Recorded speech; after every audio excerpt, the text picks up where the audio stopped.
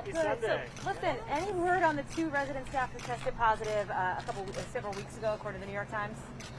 Can't confirm anything specifically about about private citizens, but we're giving updates as we have them about numbers within the West Wing and initiating contact tracing. Has the White House asked the CDC to initiate contact tracing after the Saturday event, the one in the Rose Garden with the Supreme Court? Yes, we're following all CDC guidances Did you on ask contact the CDC tracing. to initiate contact tracing? So we have an in-house White House epidemiologist, part of the White House medical unit, and then we're following CDC guidelines. Got it. So you have not actually asked the CDC, just to just to clarify. This is with the White House medical You unit. guys have numbers on how many West Wing staffers have tested positive? We do, and I believe we've made those public. You haven't. Can you share with us? Yeah. Okay, let me make sure I have the most accurate information, and I'll circle up and get it to the pool. Okay. Can you talk a little about what happened today with Dr. Conley acknowledging that he was not fully transparent with the American people yesterday?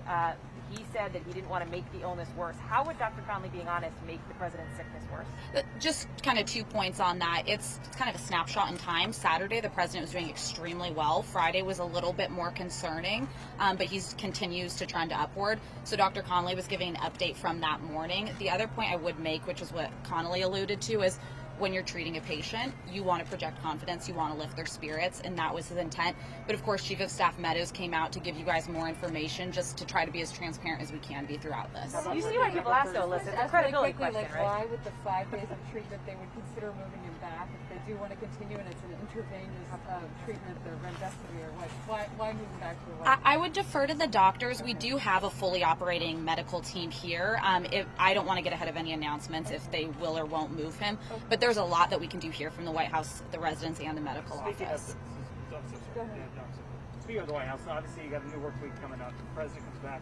How is the West Wing kind of adapting? Will fewer people be physically on campus this week, or do you envision there will be any other changes? We're following our general protocols, which are in line with CDC guidelines. When we had a previous positive case in the West Wing a few months ago, certain people who were potentially exposed first and second degree contacts stayed home for the period.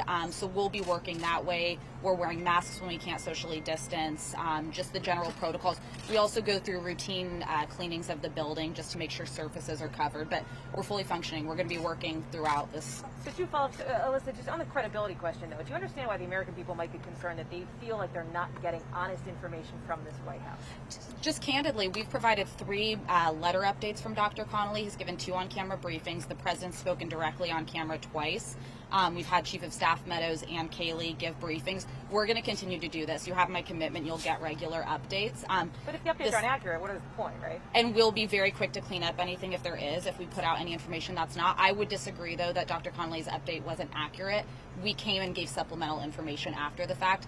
This is a very distinguished military doctor. We all know and love Dr. Conley. He's treated the president for some time. We can trust the information he's giving, but if we later have supplementary information, you have my commitment. We'll get that to you. On the mask issue, how come you're not wearing one? I was wearing one and I may have left it over there, but I appreciate you all staying out of distance from me.